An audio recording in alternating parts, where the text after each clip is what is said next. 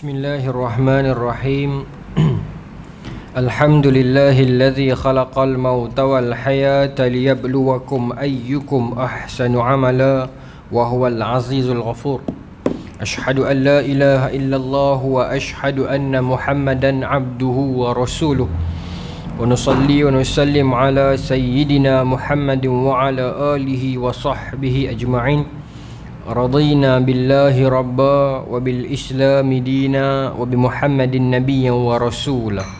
Tuan-tuan puan-puan muslimin, tuan-tuan muslimin yang dirahmati Allah, Assalamualaikum warahmatullahi taala wabarakatuh. InsyaAllah tuan-tuan dan puan-puan, malam ni kita akan menyambung lagi kita punya pengajian kitab Qisasul Anbiya karangan Al-Imam Ibn Kathir, yang mana malam ni kita masuk kepada Nabi yang seterusnya. Malam ni kita masuk kepada kisah Madian, iaitu kaum Nabi Syuaib alaihissalam. Kita masuk kepada, kalau dalam buku ni bab yang ke-30 dah. Muka surat 267 dah. Alhamdulillah. Baik. Firman Allah Subhanahu wa taala, a'udzubillahi minasyaitonir rajim, wa in kana ashabul aikah lazalimin fantaqamna minhum wa innahuma libi imamin mubin. Sadaqallahul azim, yang bermaksud, dan sesungguhnya adalah penduduk Aikah itu benar-benar kaum yang zalim, maka kami membinasakan mereka, dan sesungguhnya kedua-dua kota itu benar-benar terletak di jalan umum yang terang. Kita nak bincang hari ini apa benda yang kata penduduk Aikah ini, dan apakah yang dikatakan kota itu dan Nabi Syuaib itu sendiri, kita akan bincang insya-Allah. Baik. Penduduk Madian merupakan suatu kaum yang tinggal di kota Madian yang terletak di daerah Ma'an, perbatasan negeri Syria bersebelahan dengan Hijaz, dekat dengan danau kaum Lut. Penduduk Madian terbangun tidak lama setelah kebinasaan kaum Lut. Maknanya kita masuk kepada Nabi yang seterusnya ini, membincangkan tentang kaum yang seterusnya ini. Kaum Madian ini dia terbina beberapa lama setelah terbinasanya kaum Nabi Lut. Sebelum tu ada tapi dia tak melampau lagi. Dia macam tu. Madian adalah sebuah kabilah dari Bani Madian bin Ibrahim alaihissalam. Nabi mereka ialah Syuaib bin Mikyal bin Yasjan. Demikianlah yang dikemukakan oleh Ibnu Ishaq. Ada yang mengatakan bahawa dia ialah Syuaib bin Yasjar ibn Luwai ibn Yaqub. Ada pula berpendapat dia ialah Syuaib bin Nuwaib bin Ubaid bin Madian bin Ibrahim. Menurut pendapat yang lain adalah dia ialah Syuaib bin Ifan bin Madian bin Ibrahim. Ini dicerita satu-satulah pendapat. Ada juga yang mengatakan bahawa dia ialah Syuaib bin Daifur bin Aiqa bin Sabit bin Madian bin Ibrahim. Ada pula yang berpendapat selain dari hal tersebut. Kita dah bincang dah hari itu tuan-tuan, bagaimana manhaj Al-Imam Ibn Kathir di dalam pentarihan, di dalam ilmu sejarah. Beliau Imam Ibn Kathir ini memilih pendekatan yang mu'tadil, yang duduk di tengah-tengah. Yang menarik je tuan-tuan, bila kita mengaji kitab karangan satu-satu orang imam ni, secara tak langsung juga, di samping kita dapat ilmu, kita juga dapat membaca, ataupun kita dapat, orang kata apa, membaca lah. Membaca maksudnya bukan baca macam ni, maksudnya kita membaca ataupun kita mengenal pasti, baru dapat perkataan tu. Apakah metodologi seseorang imam ataupun seseorang penulis kitab tu, manhaj dia.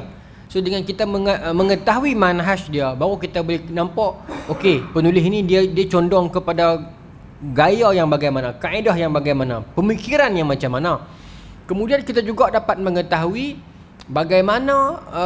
bagaimanakah latar zaman yang dia tulis benda tu.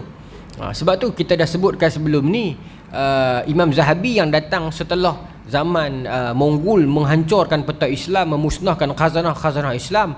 Allah Ta'ala lahirkan Imam Zahabi di dalam kurun itu, satu orang kata apa, sebagai satu rahmat kepada kita, sebab beliau menuliskan kepada kita semula sejarah-sejarah para ulama. di dalam kitab Syiar A'lamun Nubala, di dalam kitab Sirah Islam, cukup detail, dan juga daftar nama-nama perawi yang mana kalau Tuhan tidak takdirkan ada orang serajin itu pada zaman itu, mungkin hari ini khazanah itu telah hilang. Begitu juga Imam Ibn Katsir yang datang lepas pada tu sikit. Mereka berdua ni sempat berguru dengan Ibn Taymiyah, tapi Imam Zahabi kemudian Ibn Katsir. Dalam era ini juga ada imam kita Al-Imam Nawawi. Dalam era ini juga, maksudnya era-era ini era penulisan tokoh-tokoh imam yang hebat-hebat. Lepas pada zaman mereka ini, dia mainlah zaman ini juga zaman Izzuddin Abdul Salam. Kemudian bawah pada tu sikit dia main zaman Imam Ibn Hajar Al-Asqalani, zaman bawah tu sikit. Bawah lagi dia main Al-Imam Suyuti, dengan zaman-zaman Imam Ramli dan sebagainya. Itu perkembangan para imam. Jadi bila kita membuka semula kitab-kitab mereka ini, macam kita katakan Ibn Katsir ini tahun 800 Hijrah kan, Ibn Hajar Al-Asqalani 900 Hijrah, Imam Suyuti dan sebagainya. Jadi mereka itu ada kesinambungan. Imam Zahabi awal sikit 700. Baik. Maka dapatlah kita kenal pasti manhaj mereka. Insya-Allah. Baik. Sebab dengan kita faham manhaj, kita akan lebih banyak menghormati ulama. Misalnya saya bagi contoh, bila kita mengkaji tentang manhaj para ulama Jawi Melayu, tentunya kita akan menyebutkan nama semisal almarhum Syekh Daud Al-Fatani, Syekh Daud bin Abdullah Al-Fatani. Banyak karangan-karangan Syekh Daud yang hebat-hebat, khazanah yang cukup besar. Kalau kita melihat kepada kajian Allahyarham Tuan Guru Haji Muhammad Sorir mengatakan karya beliau hampir sampai 101 buah karya. Saya baru mengkaji satu daripada ratusan karya beliau, pun cukup untuk kita merasa takjub dengan kerajinan, kesungguhan mereka dalam menulis. Dan baru kita faham, manhaj mereka begini. Sebab kalau kita membincangkan tentang, saya bagi contoh kat tuan-tuan, apa maksud cerita saya ni. Contohnya, bila kita membaca kitab Isra' Mi'raj, Kifayatul Muhtaj, kitab orang kata karya Syekh Daud Fatani ini, ada beberapa kisah yang dikritik. Kisah-kisah Isra' Mi'raj yang dibawa oleh Syekh dalam kitab dikritik. Tetapi bila kita mengkaji secara akademik dan secara serius, kita mendapati sumber itu ada, tetapi dia di dalam rumah yang pelbagai, riwayat yang pelbagai, dan ada beberapa kisah itu yang di luar konteks, tapi dia ada, dia bukan kata palsu.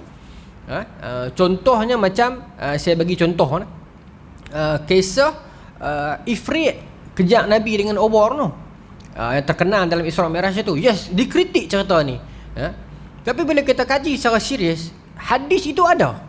Dalam Musnad Ahmad juga disebutkan, dalam Sunan Kubra Imam Nasa'i disebutkan juga, di dalam Ibn Jarir At-Tabari juga meriwayatkan hadis ini.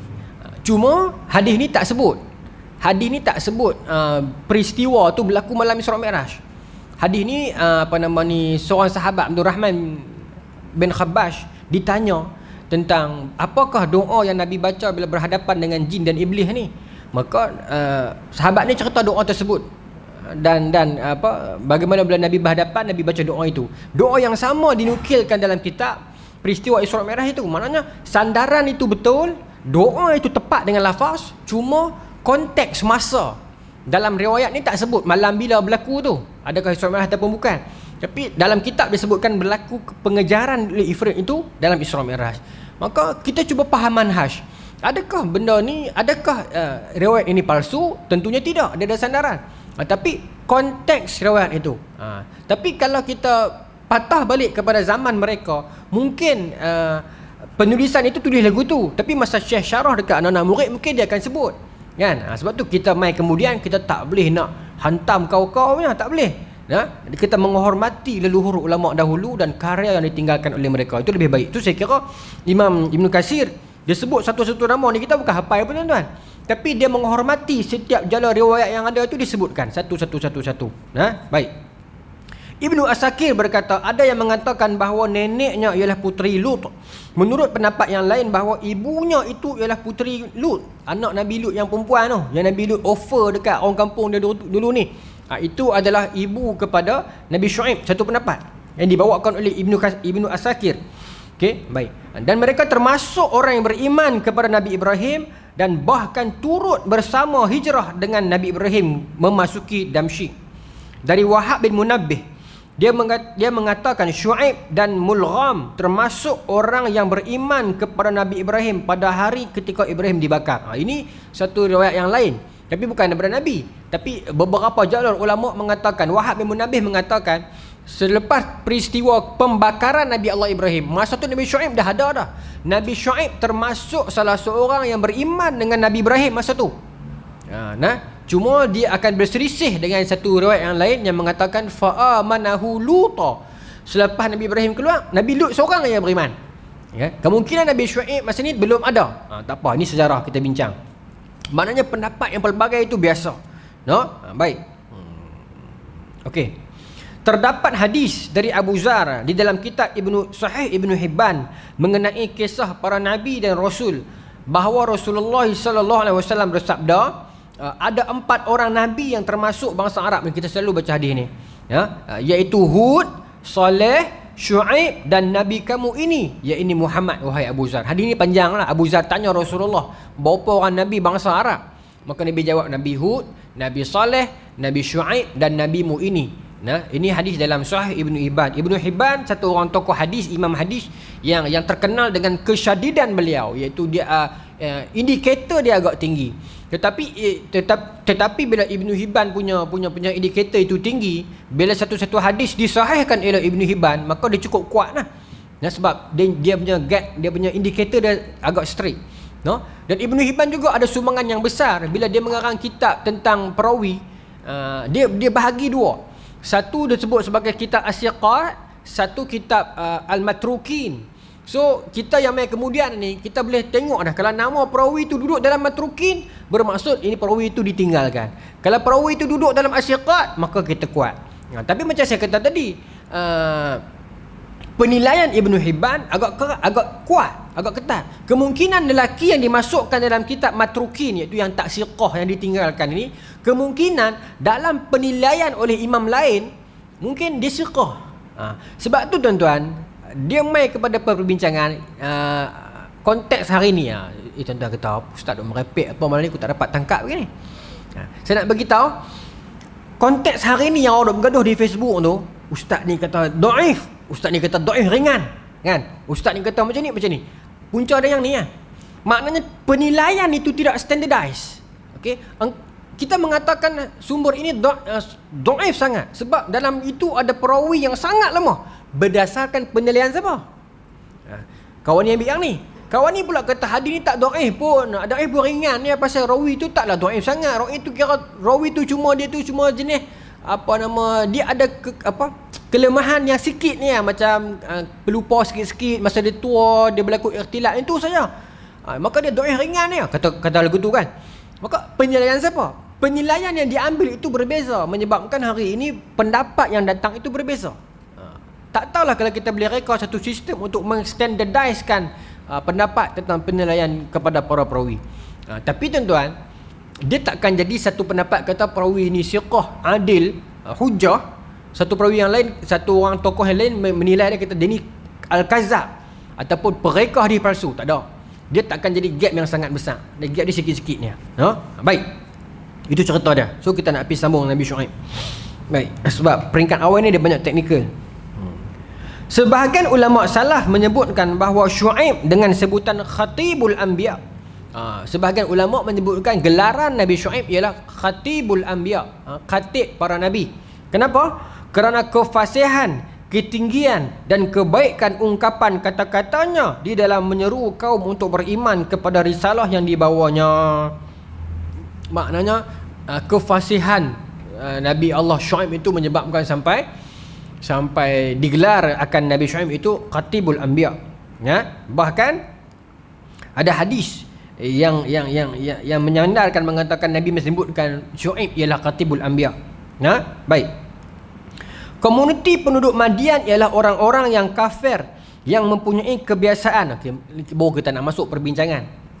Penduduk Madian ni buat apa? Kita dah sebut sebelum ni penduduk kaum Ad depa buat apa, perangai depa menyombong, kaum Samud buat apa, menyombong dan sebagainya kan, tak bersembah Allah, sembah berhala.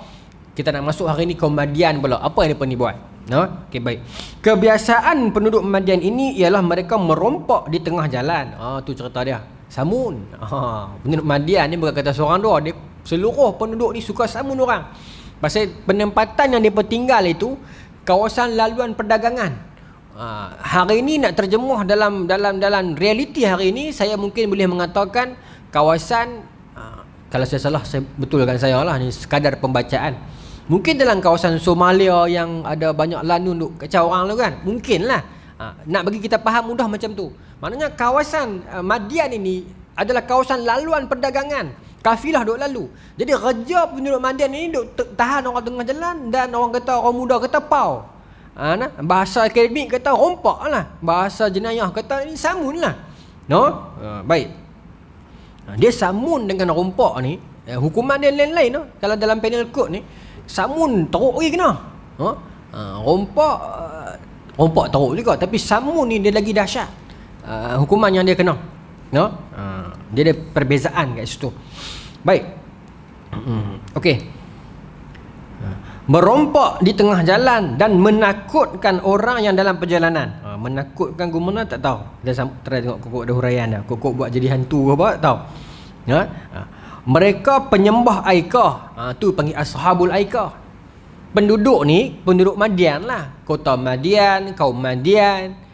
Tetapi Quran juga dalam beberapa tempat menyebut ashabul Aikah. Iaitu sahib Aikah, ataupun pemilik Aikah, ataupun penyembah Aikah, ataupun orang yang dipadankan dengan Aikah. Itu ashab. Lepas tu kita baca ashabul kahfi, orang yang pemilik gua, bukan pemilik gua sangat, orang yang dipadankan dengan gua kahfi, itu ashabul kahfi. Dan ashabul ukhdud kan, ini ashabul Aikah. Kerana depa ni dipadankan ataupun dekat, nak faham kata depa ni penyembah Aikah. Apa benda Aikah ni? Adakah dia berhala? Aikah ini merupakan pokok. Pokok. Mereka penyembah Aikah, iaitu pokok yang dikelilingi ladang-ladang. Mereka merupakan komuniti manusia dengan sifat yang paling jahat dalam berinteraksi, iaitu bermuamalah dengan orang lain. Ini disebutkan oleh Ibnu Katsir, satu kaum yang sangat jahat di dalam hubungan sesama orang, sesama manusia. Di dalam hubungan bermuamalah sesama manusia, mereka paling dahsyat kejahatan mereka. Kerana apa? Kita bincang bulan lepas, kedahsyatan kaum Nabi Lut paling jahat di sudut moral kan. Ini di sudut muamalat. Kenapa? Kerana mana ni? Mereka suka mengurangkan timbangan dan takaran ketika menerima, mengambil tambahan, dan ketika menyeru untuk mengurangkan. Mereka ni suka kecoh timbangan. Satu hal merompak lah, tahan orang tepi jalan, pau. Dan satu golongan lagi yang tak mampu nak pi pau orang, nak pi tahan orang, nak pi takut-takutkan orang, dia buka berniaga, dia buka meja, orang mai beli, dia tipu timbangan. Ni semua berlaku dekat kota depa, sebab kota depa ini kota tumpuan, kota laluan. Itu yang berlaku. Kalau saya boleh katakan dalam zaman moden hari ini pun berlaku. Kadang-kadang kita mengambil kesempatan, disebab lakunya kawasan kita itu, mahsyurnya kawasan kita itu, kita mula untuk mengambil kesempatan. Tadi sebelum saya main, kebetulan saya buka Facebook, saya duk baca, keluar satu artikel filem Three Idiot kan, yang apa nama ni, tempat yang last sekali yang sekolah yang Amir Khan tu buka, yang cantik kawasan itu kan, apa nama dia, Ladakh kot tempat tu. Saya baca artikel tu tadi mengatakan tempat tu dah kotor sekarang. Tempat yang cukup lawa, yang warna biru tu, selepas filem tu keluar the box office, orang merata nak main tengok betul tak betul kecantikan tempat tu. Dan manusia bila dia sampai, dia bukan saja sampai bawa diri, dia bawa perangai dia sama, dia buang sampah dia dan sebagainya. Maka tempat tu dah jadi kotor sekarang. Itu sifat manusia, begitulah. Macam ni lah penduduk Madian pun, orang duk lalu kawasan depa ni, depa buka meja, buka kedai, ada yang curi-curi, ada yang menipu timbangan. Orang tak ada lalu, tak ada, orang kata apa, tak ada pilihan. Sebab itu saja laluan yang ada. Dan depa tak beli pun lapang. Tak beli pun tak ada tak ada option. Sebab tu dia kena beli, tapi ditekan dengan jumlah yang mahal. Sebab itu Islam di sudut hukum muamalat, kita mengharamkan monopoli. Monopoli tak boleh. Maknanya satu orang je kontrol semua. Ataupun kita meniaga beras, kita dengar satu berita kata beras akan naik harga tengah malam lagi, maka kita buat sorok beras kita. Kita tunggu tengah malam baru kita jual balik beras kita. Itu pun tak boleh. Itu manipulasi. Kalau monopoli, dia ada duit, dia beli semua. Dia beli semua sampai dia seorang ada benda tu. Sampai dia seorang ada benda tu, lepas tu baru dia jual pula kat orang dengan harga yang sangat mahal. Kalau kata dia jual dengan harga yang sama juga ataupun lebih murah, tu lain kira. Tapi dengan harga yang sangat mahal, tu tak boleh. Itu disebut sebagai monopoli. Baik. Tak apa. Saya nak kata, sebab tu tak tahu kalau perbincangan tentang bisnes di R&R kenapa mahal, orang lain tak ada option nak beli benda lain, tu saya tak tahu lah. Mungkin memerlukan perbincangan yang lebih dalam kan. So mungkin sewa dia mahal dan sebagainya. Tapi seronok sepatutnya bila cerita-cerita yang macam tu kita kena keluarkan perbincangan fiqh dia. Saya baru terfikir dalam kepala tuan-tuan, kita panggil satu orang yang hebat dalam bidang fiqh ni. Kalau di Malaysia ni, bagi saya nampak Ustaz Fawaz Fazil ni, yang pakar dalam fiqh ni.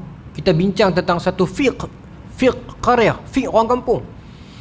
Saya nampak tu penting.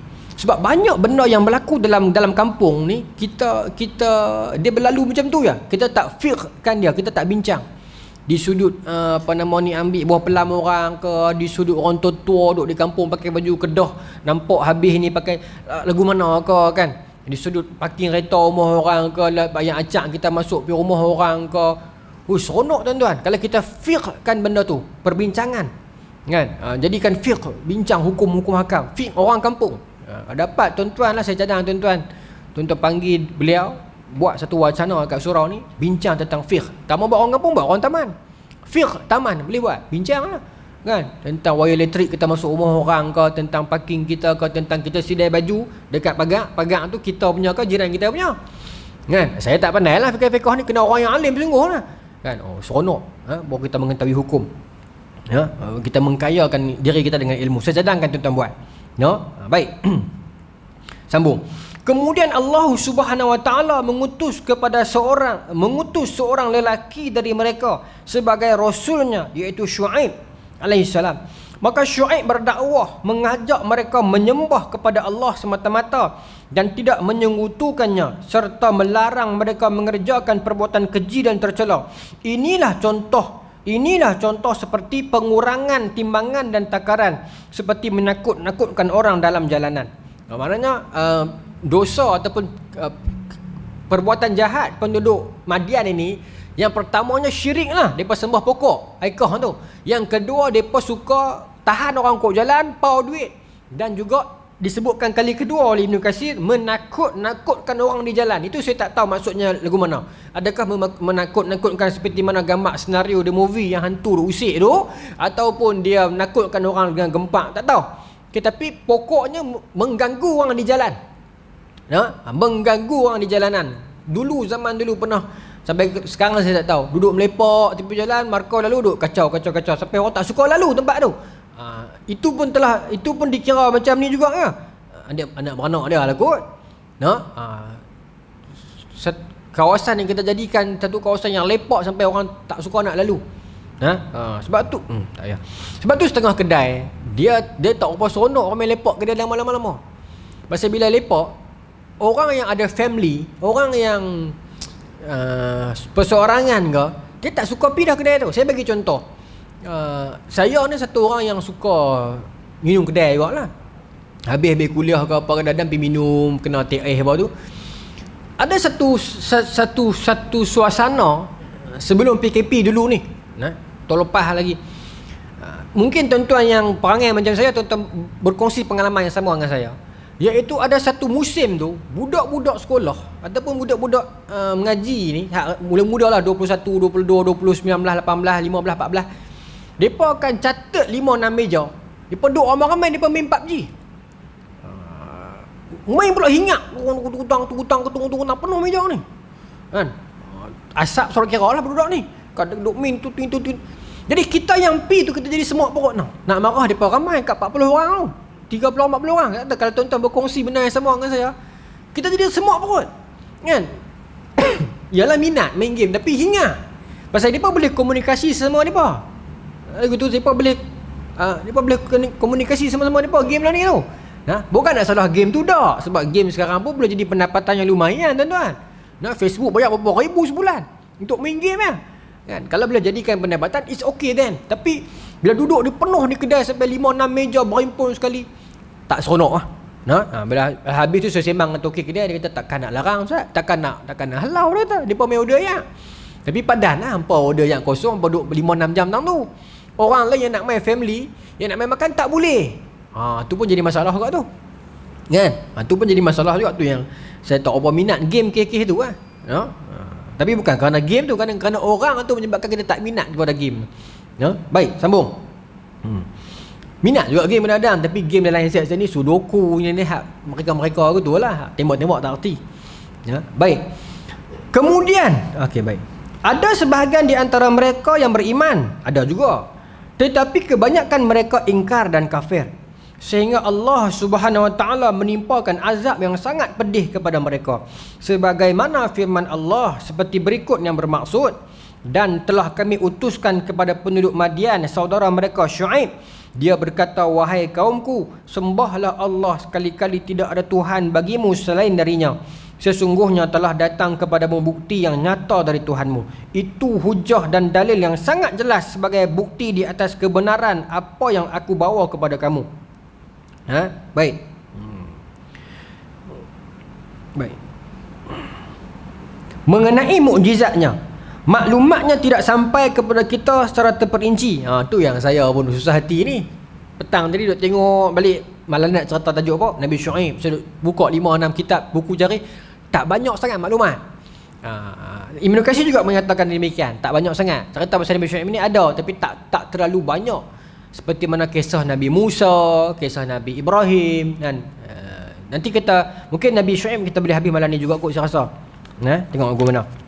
Lepas tu kita akan sambung Nabi-Nabi yang lain yang kisah dia yang panjang lagi, baik. Sebab anak murid dan juga menantu pada Nabi Syuaib ialah Nabi Musa kan. Cerita Nabi Musa panjang. Baik. Tapi tak bolehlah kita nak skip kan Nabi kita kan. Baik. Allah Subhanahu Wa Taala memerintahkan kepada mereka untuk sentiasa berlaku adil dan melarang berbuat kezaliman. Allah memberikan ancaman kepada mereka berlaku dengan yang sebaliknya. Firman Allah, zalikum khairul lakum in kuntum mu'minun wa la taq'udu bikulli siratin tu'idun.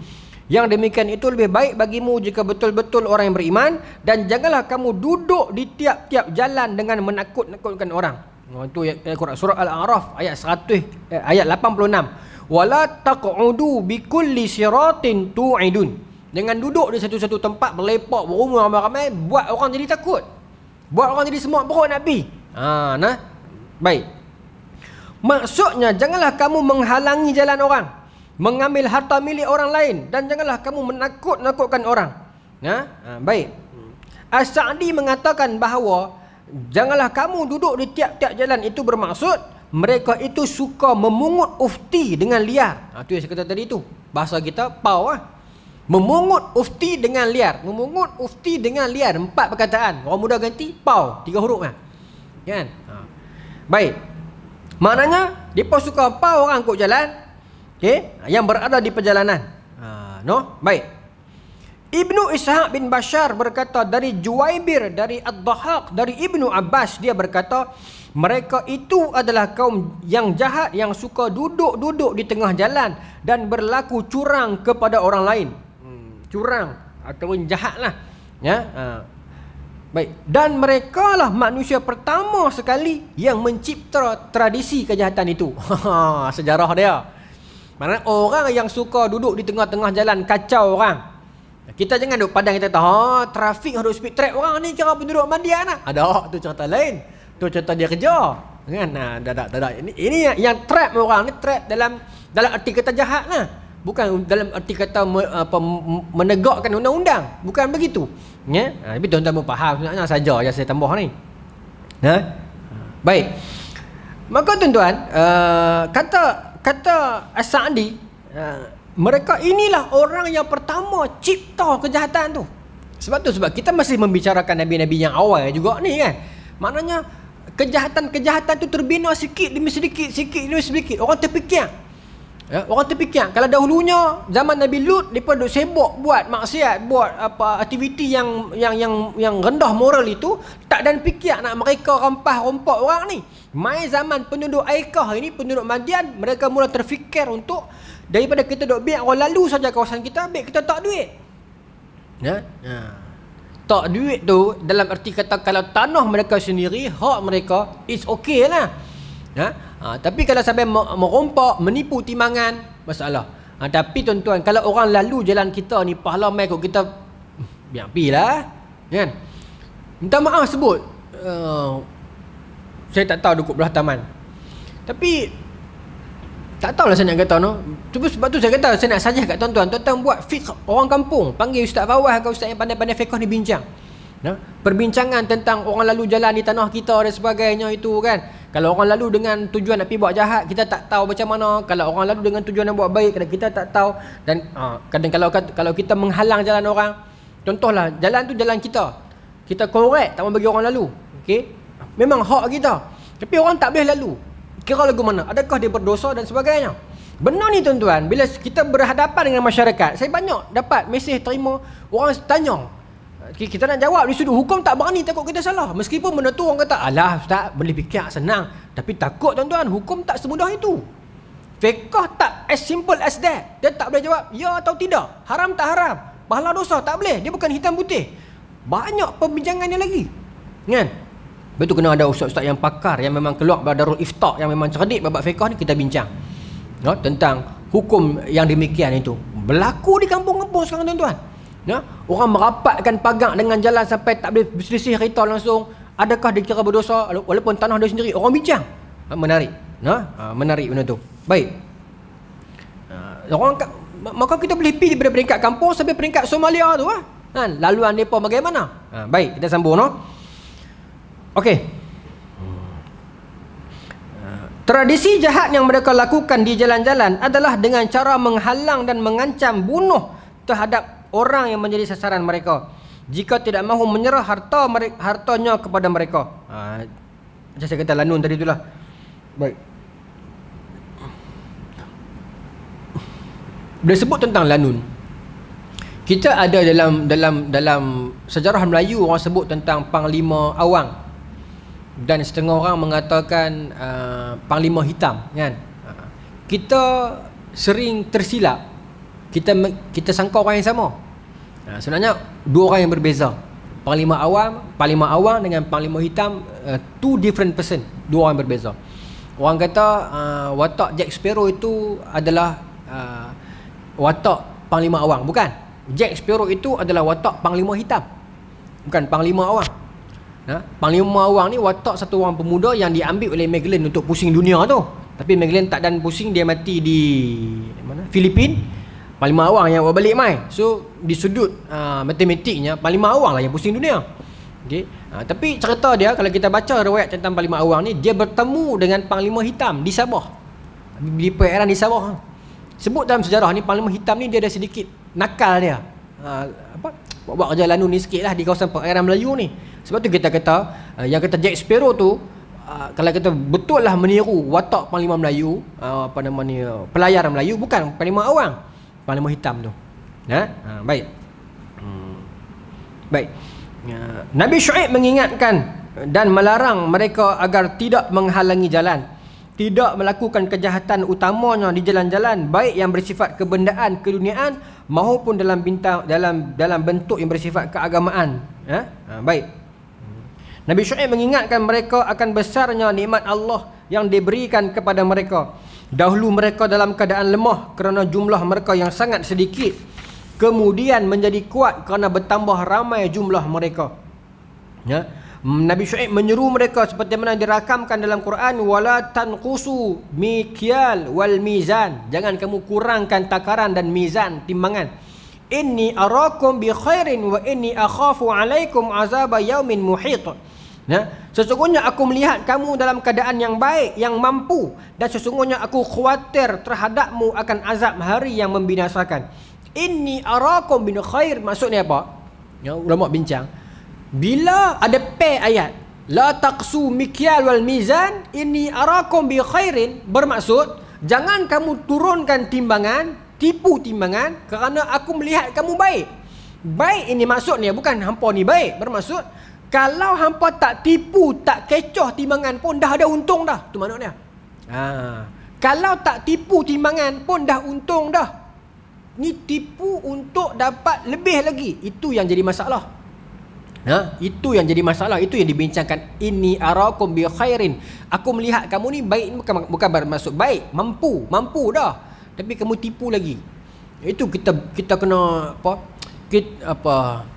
Dalam dunia bisnes ni tak tahulah, tapi bab-bab tu kadang-kadang kita katakan kita beli karipap, inti dia kosong tu, harga dia mahal. Ada orang kata sebab kos mahal Ustaz.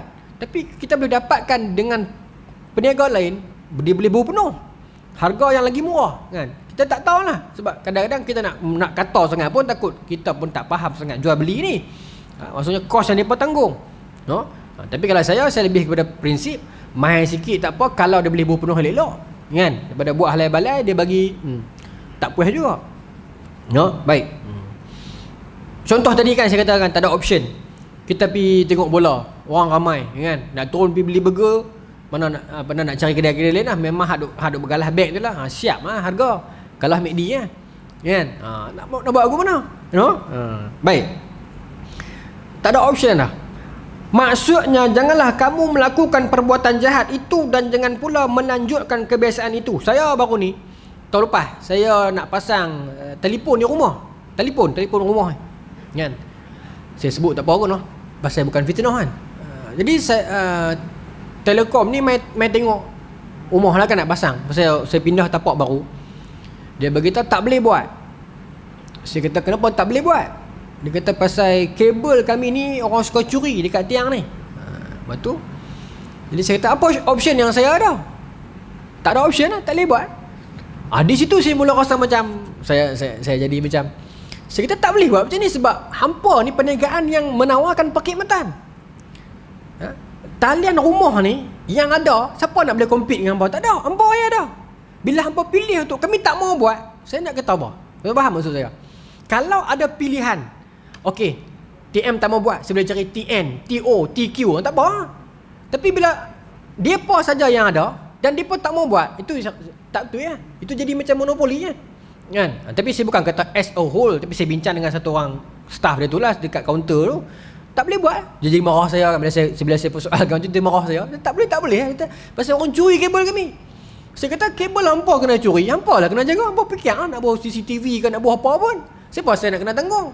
Pasal kabel hampa kena curi, rumah saya tak boleh pasang. Saya saja ungkit, saya saja kacau otak apa gitu kan. Tapi kalau kita fikir balik, betul tak? Bukan saya nak sokong saya. Yalah, dah tak ada orang lain. Kalau perniagaan itu ada entiti lain yang bersaing dengan dia, okey lah. Tapi kalau dia seorang, dia jadi keras kepala sikit lah. Macam Astro apa semua ni lah kan. Pasal dia rasa dia seorang. Cuba kalau esok keluar, tuan-tuan ingat tak dulu zaman kita pakai telefon, zaman saya sekolah menengah, tuan-tuan lagi dan lah, satu SMS 3 orang. Ingat tak? SMS 3 orang. Bayangkan kalau markah kita balas K lah, satu huruf tu 3 orang kan. Lepas tu dia turun mail 15 sen. Ada waktu dia pula turun lagi turun. Lah tak ada harga WhatsApp tu. Pasal bila persaingan itu berlaku, okey lah. Sebab tu bagus sebenarnya persaingan. Kalau tak ada persaingan, yalah, orang boleh buat harga suka hati dia. Saya pinjam lagi 5 minit lah. Baik. Menarik juga benda ni kalau kita nak keluarkan di sudut teknikal ya, tapi di sudut sirah ni agak cemuih kan. Tu malah dia jadi serius semua ni. Kan? Di sudut jalan cerita tu tak ada sangat. Tapi di sudut teknikal dia tu sedap. Kita nak keluarkan dia. Baik. Okey. Langkah-langkah yang ditempuhi oleh Nabi Syuaib pertama kali, dia melarang kaumnya mengerjakan perkara-perkara yang tidak layak mereka kerjakan. Kemudian dia mengingatkan mereka agar akan dicabutnya nikmat itu daripada mereka. Itu kata Nabi Syuaib, dulunya hampa tak ada apa. Ya, kawasan kita pun miskin. Tuhan tak kedarkan tiba-tiba kawasan kita ini jadi laku, orang pun jadi lalu kawasan kita, tiba-tiba hampa pi kufur nikmat. Hampa menggunakan nikmat itu untuk apa, pi tipu orang, untuk apa tekan orang. Dulu hampa tak macam ni. Nabi Syuaib kata, dulu tak macam tu. Tapi bila dah ada kekayaan, bila dah ada kenikmatan, dia mula lupa diri dia. Tu yang kita takut tu. Ya, dulu kita dah kata, ya Allah, aku ni dapat rezeki ni, dapat 1000 pun jadilah meniaga ni. Tiba-tiba Tuhan takdirkan tempat kita tu jadi laku. Tempat kita tu jadi ada orang jumpa REE apa kan, jadi laku. Kita pun jadi mewah. Orang makan duk main, kita buka homestay, kita mula lupa diri. Kita mula tekan harga, kita mula jadi menyombong, pelancong telefon pun kita heran tak heran pasal kita ada ramai orang lain. Itu yang kita tak mau. Nah, itu yang Nabi Syuaib ingatkan orang kampung dia ni. Jangan jadi macam ni. Dulunya hampa tak macam ni. Tapi kenapa sekarang bila Tuhan bagikan kepada hampa nikmat, orang pakat main ramai lalu kot Madian ni, hampa mula tipu, jual beli, hampa mula tukar timbangan, hampa mula kalau orang tak mau, hampa pula curi, rompak dan sebagainya, hampa pergi sekat jalan. Dulu tak macam ni. Penyakit ini tuan-tuan ada pada manusia yang lain juga. Manusia ni hidup dia memang tak pernah puas. Dia dapat 1000, dulu dia gaji 700, dia kata ya Allah 1000 pun dah puas dah. Tuhan bagi 1000. Ya Allah 3000 cukup dah. Tuhan bagi 3000, tak cukup pula. Ya Allah 5000. Tak pernah puas manusia ni. Kepuasan manusia cuma dapat ditutup dengan syukur dan redha, dua tu ya. Baik. Dia macam penutup zip kita punya poket. Selagi tidak ada zip yang bernama syukur, selagi itu bubuh berapa juta pun takkan cukup. Orang Melayu kata besar payuk, besar kerak. Baik. Sebab tu dikatakan orang yang paling kaya atas dunia ialah orang yang bersyukur. Baik. Okey. Ibnu Jarir mengatakan, keuntungan yang kamu peroleh setelah memenuhi takaran dan timbangan itu lebih baik daripada kamu mengambil harta orang lain. Itu yang saya kata tadi tu. Walaupun mereka tak tipu timbangan, mereka dah cukup duit dah, tapi saja tipu lagi. Kalau tak cukup sungguh, naik harga elok-elok. Pamerkan harga elok-elok, tak apa. Baik. Banyak kan diulang-ulang yang ni je ni. Baik. Okey. Kata Nabi Syuaib, keuntungan dari Allah adalah lebih baik bagimu jika kamu orang yang beriman, dan aku bukanlah seorang penjaga ke atas dirimu. Baik. Mereka mengatakan bahawa apa yang dikatakan oleh Syuaib itu sebagai penghinaan. Apakah agama yang kamu jalankan itu menyuruhmu agar kamu tidak menyembah selain kepada Tuhanmu dan meninggalkan apa yang disembah oleh nenek moyang kami, atau kami harus bermuamalah sesuai dengan kehendakmu dan meninggalkan muamalah yang engkau larang sementara kami menyukainya? Dia persoalkan Nabi Syuaib, kenapa hamai kacau kami di sudut penyembahan kami, sedangkan nenek moyang kami dah sembah lama dah pokok ni. Kemudian siapa hang nak menentukan harga kami pula? Siapa kamu datang untuk menentukan harga kami pula? Memang ada hadis tentang harga yang hadis itu sahih. Yang sahabat tanya Nabi tentang harga tu kan, Nabi kata harga ni Allah Taala tentukan. Itu dengan takdir. Ada masa dia naik, ada masa dia turun, tu takdir Allah. Tapi macam tu saya kata tadi, dia ada perbincangan hadis di sudut kita nak petik hadis tu, kita nak pakai di mana. Sebab kalau tidak tuan-tuan, orang akan menggunakan hadis tu untuk penaik agak suka hati. Bila kita katakan takdir Allah, tak boleh. Meskipun hadis itu sahih. Macam kita kata tadi ni, ada ayat Quran yang larang orang tahan orang tepi jalan, ambil kereta orang tengah jalan. Ayat Quran. Tapi kita tak boleh pakai ayat tu untuk kita hantar polis trafik yang buat speed trap. Tak boleh kan? Sama, maaf sebut, sama macam ada sirah Nabi berhijrah daripada Mekah ke Madinah. Semua orang tahu, masyhur. Tapi ada pandangan beberapa ilmuwan dalam zaman moden ini, ada pandangan, saya ingat tak ada yang mengeluarkan fatwa agar orang Gaza keluar daripada Gaza. Sebab ambil sunnah Nabi keluar daripada Mekah bila ditekan. Meskipun sirah itu sahih, tapi kita tak boleh petik plug and play. Sebab konteks itu berbeza. Sekarang kalau orang Gaza keluar, siapa nak pertahankan bumi Palestin? Dan sekarang kalau orang Gaza keluar, habis semua dapatkan orang Israel. Dia tak boleh simply macam tu. Meskipun hadis itu sahih, dia tak boleh plug and play. begitu macam ni pun, no? Baik. Saya duk cari cerita bagi sedap sekali, tak ada. Dia semua technical part ni. Baik. Ada. Tapi itu bulan depan lah. Tentang Nabi Syuaib menangis sampai buta ni. Tapi pokok perbincangan kita pada malam introduction ni, malam mukadimah ni adalah sifat penduduk Madian ini, iaitu sifat mereka itu menyembah Aikah. Kalau kita ditanya apa itu Aikah, satu pokok besar yang dipercaya ada spirit dipersembah. Kemudian mereka ini satu penduduk kawasan Madian yang dahulunya tidak ada apa. Kemudian Tuhan takdirkan tempat itu membangun dan orang akan lalu lalang dan menggunakan jalan mereka itu, maka mereka ambil kesempatan dengan buka bisnes dan tekan harga, tipu timbangan. Itu bagi yang okey sikit. Yang lagi teruk pada tu, mereka sambung orang kok jalan dan menakut-nakutkan orang kok jalan. Bahasa mudah dia pau lah. Dan Nabi Syuaib datang untuk memperbetulkan mereka ini. Itu kita punya intisari kuliah kita malam ni. Adapun bulan depan, kita akan masuk. Saya ingat saya boleh habis malam ni, tapi ada lagi banyak muka surat tentang menceritakan tangisan Nabi Syuaib sehingga menangis, sehingga buta matanya. Tu menarik juga tu. Kemudian ada tak part yang Nabi Musa main berguru dengan dia? Kalau ada yang tu sedap. Tak apalah, kita akan pergi bulan depan. Bila mana Nabi Syuaib dah ingatkan penduduk kampung dia. Hari ni kita dah clear sifat penduduk Madian itu. Nabi Syuaib dah mai memberi dakwah. Apa respon penduduk Madian terhadap Nabi Syuaib? Yang tu kita akan bincang bulan depan. Dan kehadiran Nabi Musa kepada Nabi Syuaib. Saya fikir kalau dia ada dalam bab ni kita akan cerita. Kalau tak ada pun dia mungkin duduk dalam bab Nabi Musa. Tapi menarik sebab Nabi itu dia bukan diutuskan ikut zaman. Dia diutuskan ikut kaum. Sebab tu pernah dalam beberapa ketika satu zaman yang sama ada banyak Nabi. Nabi Syuaib, Nabi Musa, Nabi Lut, Nabi Ibrahim. Tetapi dia different tribes. Dia bukan sort ikut zaman, dia sort ikut kaum.